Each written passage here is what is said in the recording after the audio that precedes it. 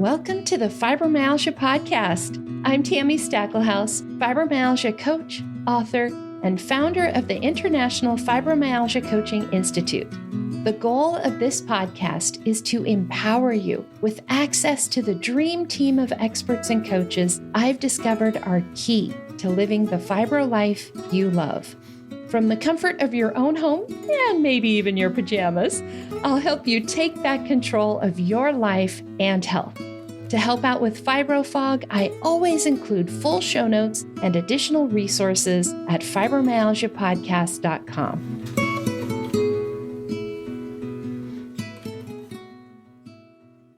Welcome to the Fibromyalgia Podcast. I'm your coach, Tami Stacklehouse, and this is episode 144. Today, I want to talk to you about the difference between preventing and treating. Whether we're talking about pain, fatigue, or brain fog, there is a big difference between preventing your symptoms and trying to treat your symptoms once they've flared up. Once your symptoms have gotten away from you, it is like a runaway train. It is so difficult to catch that train and get it stopped. Think of all the movies about that exact scenario. And so sometimes when that happens, you just need to let your symptoms or your flare run its course and run itself out of steam, just like letting that runaway train slow down on its own. But that doesn't feel that good, right? It leaves you feeling like you're not in control of your situation or your body. And so that's where prevention comes in. The key to prevention is knowing ahead of time what you need to do to feel your best. It's also crucial to see and understand the warning signs that your body is giving you. So today, I'm giving you tips on how to shift your thinking from treating after you experience those symptoms to preventing those symptoms in the first place. I'll also give you some practical tips for how you can start to hear what your body is telling you before she has to scream. Now, before we dig in, I do want to remind you that the information you hear today is not meant to be medical advice, and it is not meant to replace working with a qualified medical provider.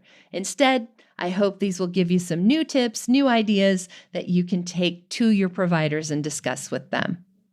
So, what is it about fibromyalgia that makes this so difficult? And let's be honest, it is more difficult with fibromyalgia, and there's a couple reasons why. The first reason is something called explosive synchronization. This term is used in the tech world to describe an unstable electrical system. Now, you might be wondering how that applies to fibromyalgia. In this particular study, the researchers were looking to try to actually create a computer model of the fibro brain and what happens when we experience pain. And this was the best explanation. It's the same thing that happens in an electrical system that is unstable. The term explosive synchronization is pretty much what it sounds like. Synchronization, right? Things happening all together, all at once, and explosive, like boom.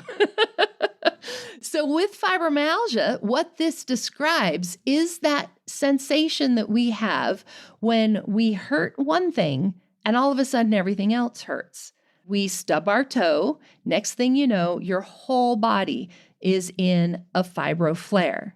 Explosive, boom, and synchronization, everything is hurting together.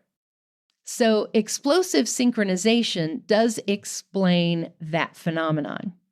The other term that is used, not just in fibromyalgia, but in other things as well, is central sensitization. This is where your central nervous system becomes overly sensitized.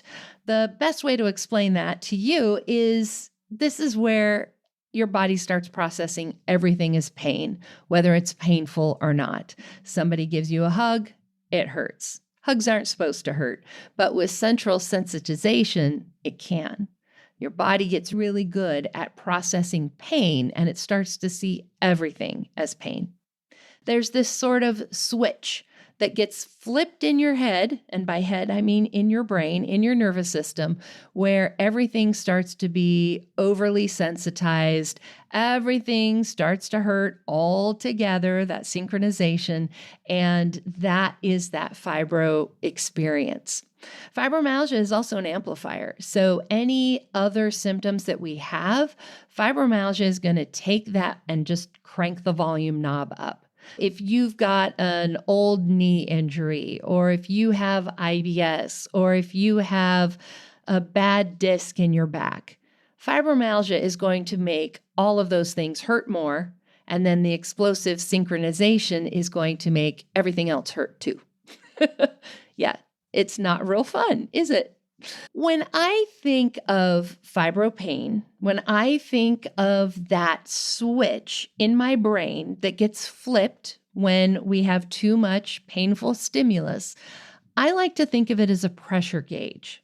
Now, talking about those movies, you've probably seen a scenario where there is a pressure gauge, right? The pressure in the pipes, they're getting too high and the pipes are going to explode. The nuclear reactor is going to melt down because it's getting too hot, too much pressure. That's what our fibro bodies are like. And so when I'm in a situation, like let's say I'm getting a massage and the massage therapist is maybe using too much pressure in a sensitive area, I can feel that pressure gauge rising.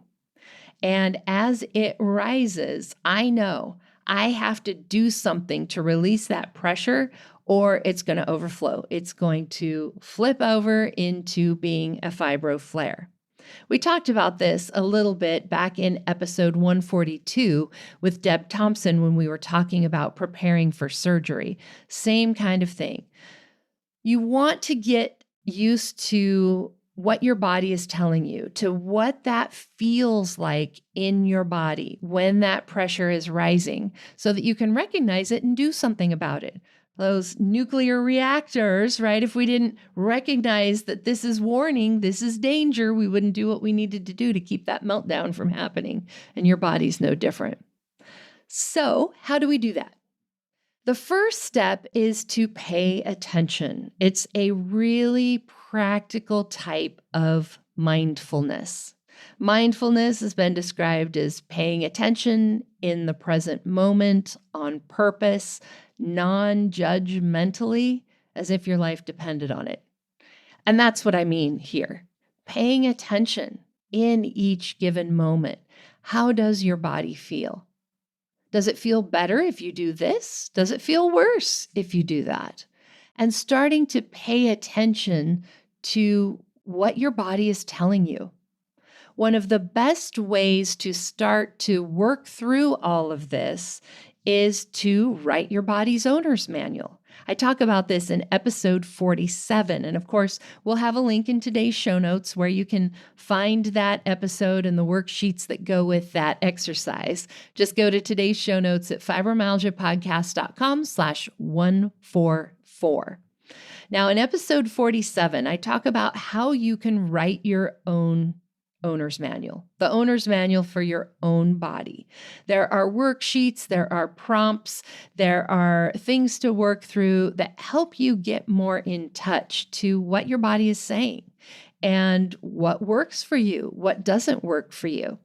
Just to give you an example, I have mentioned many times on this podcast that I have chronic headaches and I have migraines.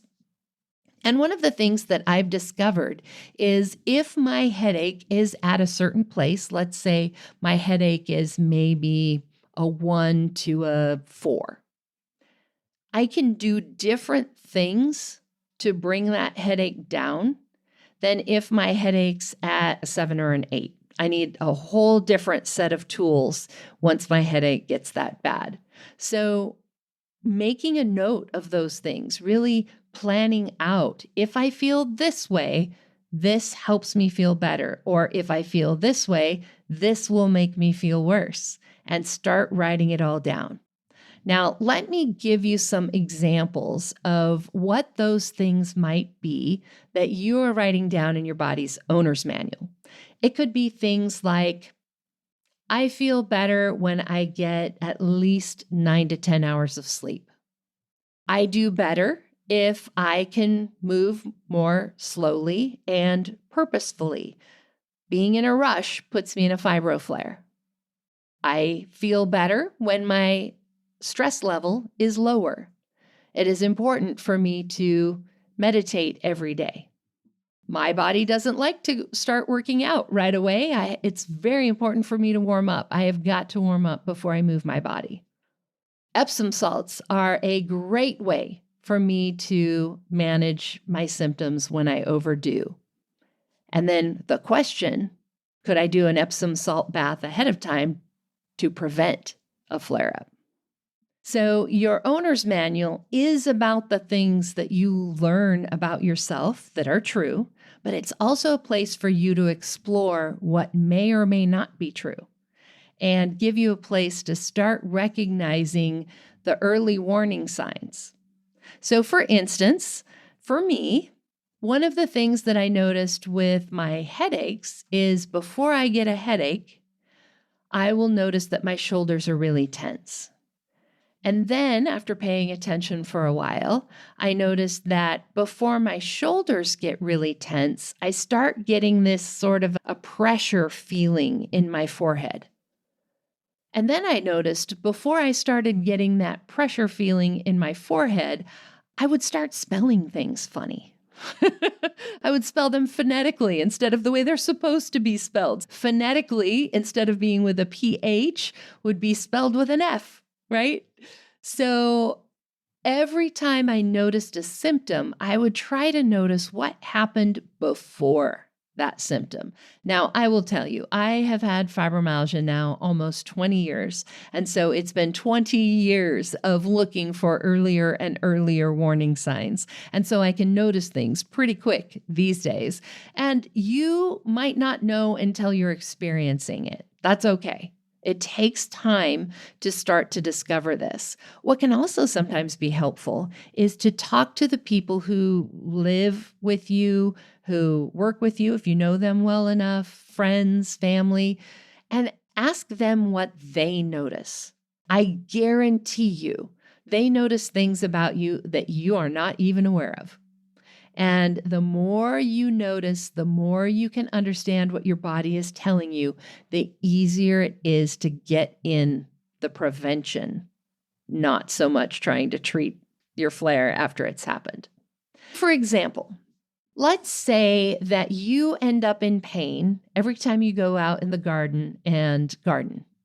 We would then start paying attention to that and looking at, okay, first of all, can we take pain meds before you go out? Those are going to be way more effective than trying to take pain meds after you're done, because it'll take less pain meds and you'll recover more quickly. Again, like the saying is, an ounce of prevention is worth a pound of cure. So less pain meds if you do it before than if you try to recover after.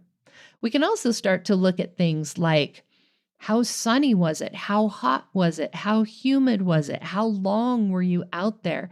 Could you have different tools? Do you need something to sit on or kneel on?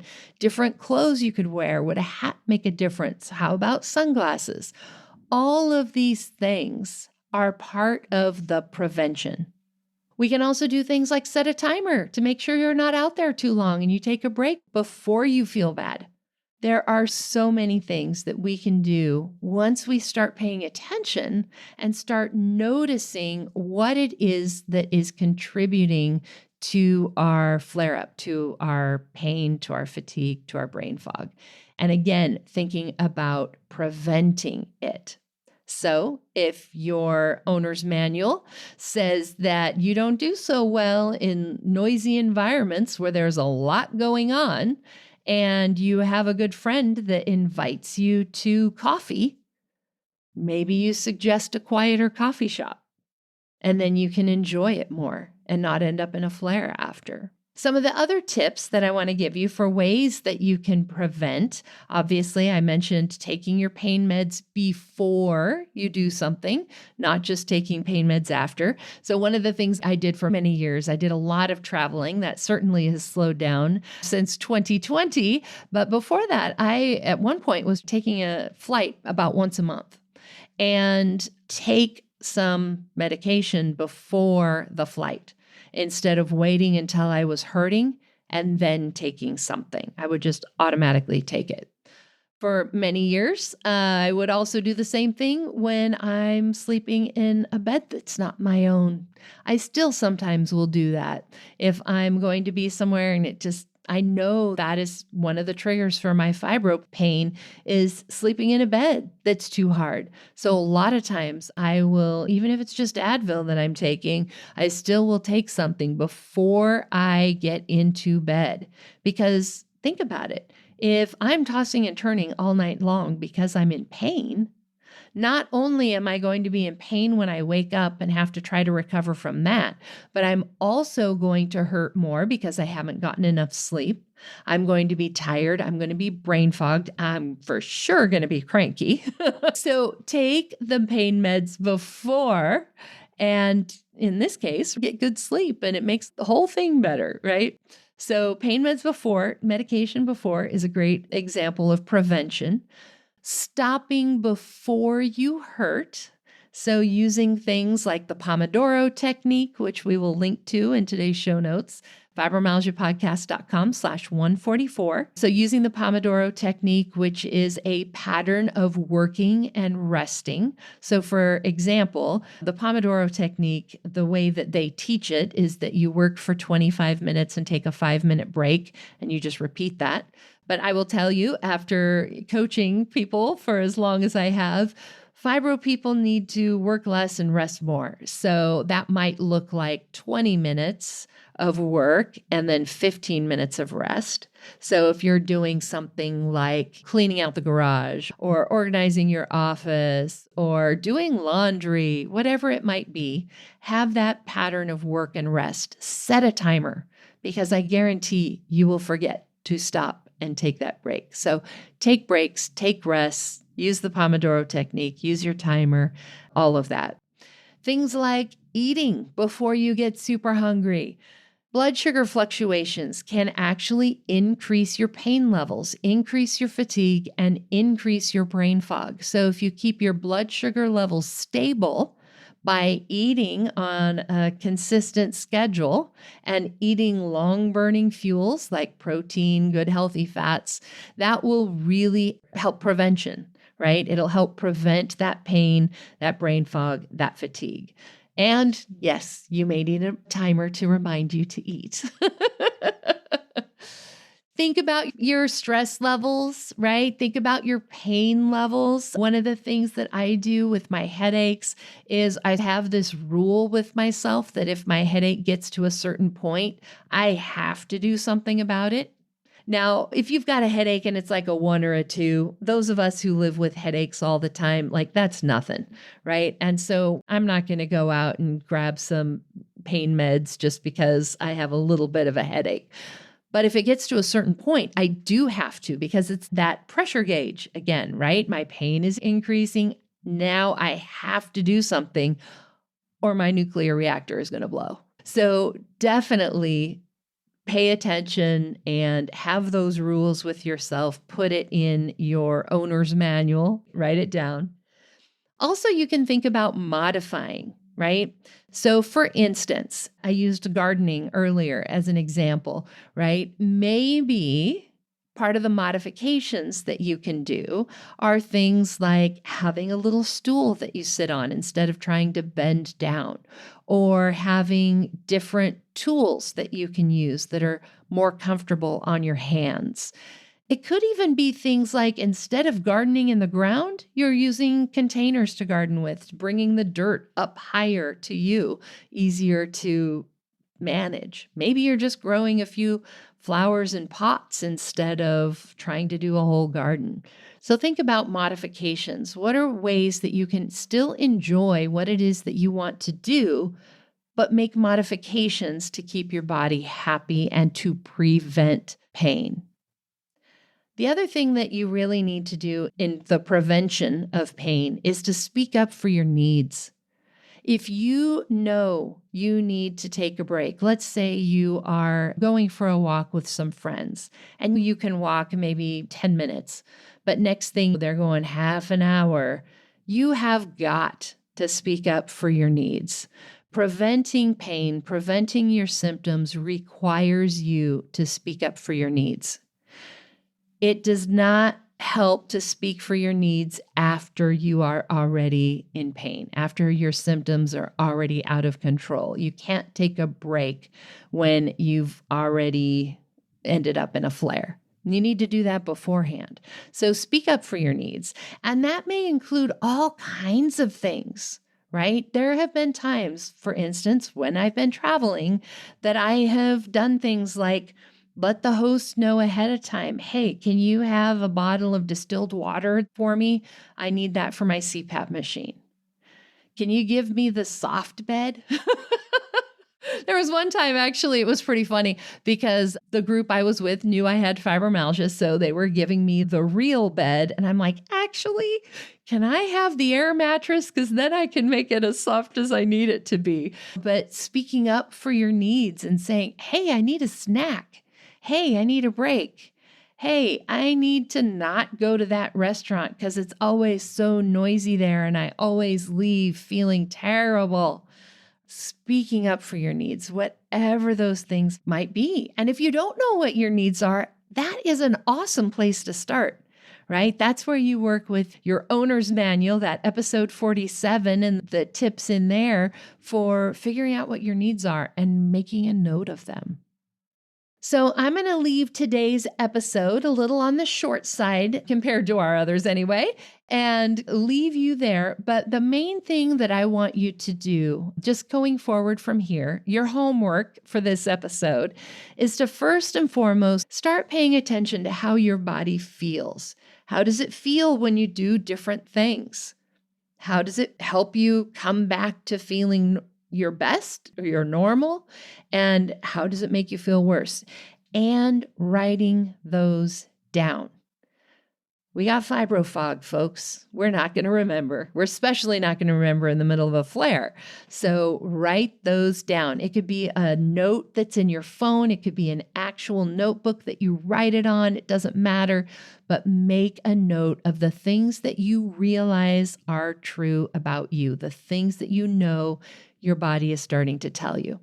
I also want you to pay attention and visualize in your mind that pressure gauge. Where does your body feel at any given moment? Is that pressure gauge rising? Is that pressure gauge coming down? And what can you do to make sure you stay out of the red? So pay attention to that. The second thing that I want you to do is start thinking about how you can prevent your symptoms. And if it feels like too much to think about preventing everything, because that's everything, that's a lot, just think about pain. Think about the things that cause you pain. And if you're going into a situation that would normally cause you pain, what could you do to help prevent that? Maybe you're going on a picnic. I'm recording this beginning of September. Let's say instead it is a school soccer game, football game. You're going to be sitting in the bleachers, right? It's going to be painful. What can you do to help prevent that pain? Maybe that means bringing a pillow to sit on. Maybe that means bringing hand warmers to make sure you don't get too cold. Maybe that means bringing snacks so your blood sugar doesn't go out of whack. Maybe that means you're actually wearing earplugs or noise-canceling headphones because it's too noisy. Maybe you choose to sit in a different spot, not right next to the band. Whatever it might be, start to think about prevention and how you can prevent that pain. And then the last thing I have for you, again, is just looking at episode 47 and begin building your owner's manual. That will be where you can write down all of those things that you're learning about yourself, how to prevent things, what causes what, and just getting to know your body better. All right. So to wrap this up for you today, I've got this week's listener shout out. This comes from Krista in Texas. And she's using my word here, folks. Krista says, I was hopeless until I found your podcast. You gave me hope and made me realize that fibromyalgia can be manageable. Thank you so much for that, Krista. Hope, that is what I'm here for. I exist on this earth to encourage hope. And so if you are feeling more hopeful, if you feel like there is a light at the end of this fibro tunnel, then I've done my job. But yes, fibromyalgia can be very manageable. It takes doing some of the things I talked about here today. It takes being aware of what your body is telling you. It takes shifting your mindset from treating to preventing your symptoms. It takes being more aware of everything, but absolutely, it is totally doable, totally manageable. So thank you again, Krista, and thank you for your words there. The last thing I want to mention as we wrap up today is that I am working on getting the podcast over to YouTube. I have recorded videos of all of our interviews, and they've been on the Fibromyalgia podcast website, but we are in the process of building our YouTube channel. I don't know exactly when that will be done. So when you're hearing this, if you are somebody who likes to watch videos, by all means, just go check out the Fibromyalgia podcast on YouTube. If it's not there yet, it should be soon. All right. See you all back here next time. And that wraps up another episode of the Fibromyalgia Podcast. I'm your coach, Tami Stacklehouse. For daily doses of hope, inspiration, and practical advice, come hang out with me on Facebook. Visit facebook.com/fibrocoach to find my personal coaching page and connect with me directly. To find the show notes, additional resources, or to schedule a consultation with me or one of my coaches, visit fibromyalgiapodcast.com.